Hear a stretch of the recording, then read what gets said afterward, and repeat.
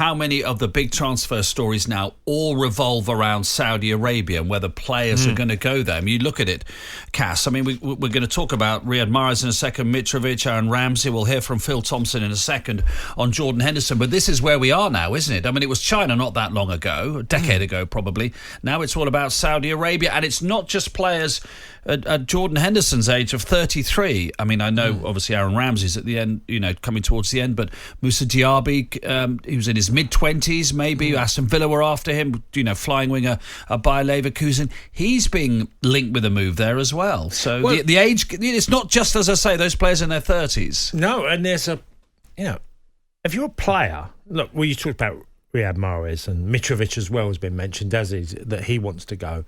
And they're both, Mahrez and Mitrovic, probably both 30, 31. Yes, I think Mahrez is 32, yeah. Yeah, so, they've obviously told their agents, I'd go. I'd go for that. Yeah. If it was put to me, if there's any interest, I'll be off. And this isn't just players that, Mitrovic has been quite outspoken that he'd like to go. So it's a tricky proposition to deal with. It really is. So it's reported that Jordan Henderson is close to accepting an offer from Al Ettifaq. The deal now depends on Liverpool and Al Ettifaq agreeing a deal. That is by no means a foregone conclusion that they would agree a deal. Liverpool legend Phil Thompson says that not being guaranteed a starter for Liverpool for Henderson will play a part in his decision. Jordan has been one of my favourite players during this Klopp era, but he's not always in this last 12 months been a starter. It's been a difficult season for us. And so Jordan would be looking at that side because with sort of Zobazai coming in and McAllister coming in, he'd be looking, would his minutes be sort of marginalised? So all these things have got to be thought out with him, the England stuff and the Liverpool stuff also. Well, we talked about this, didn't we, about an hour ago, about the fact that some people will level a criticism of hypocrisy at Jordan Henderson if he did go to Saudi Arabia because of what he said in the past. Yeah, there is that issue, Mark. I mean, one thing I did look yesterday in that he played 10 full games in the Premier League. So he's either come on as a sub or been substituted in games. He's played quite a number of games for Liverpool, but I was talking just Premier League. So obviously you've got Champions League in there, you've got England playing for them. So he didn't play, it wasn't in the side, week in, week out, always 90 minutes. So he was utilised in different ways under Jurgen Klopp last year. So I understand where Phil's coming from about how much football he did actually play for Liverpool.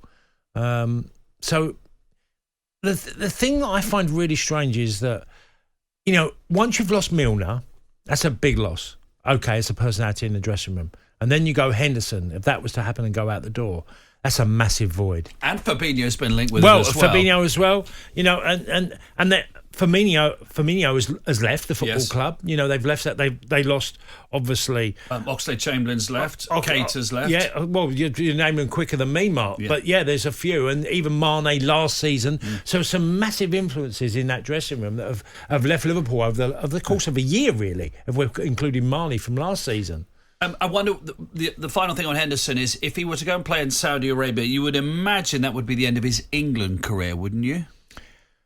Well, quite an interesting one for Gareth Southgate, wouldn't it? I would imagine that Jordan would have had a conversation. If he was seriously considering it, he would have spoke to Gareth Southgate.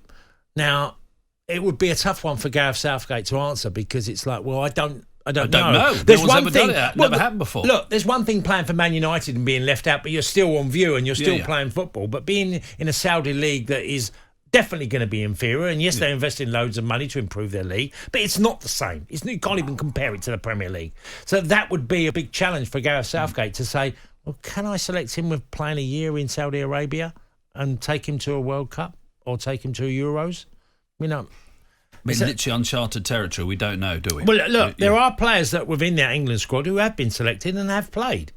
But it's been mainly Premier League players, hasn't it? Yeah, I mean, Harry Maguire's not a regular, but, he plays enough. Well, he's fifth choice at Man United. Yeah, but as you say, he at least he is visible, and he plays in cup games, and Gareth Southgate knows where he is. As you say, it's a completely different scenario because we don't know we do know what the standard is. We don't know how good it is, but we do know what it is. It's not European standard.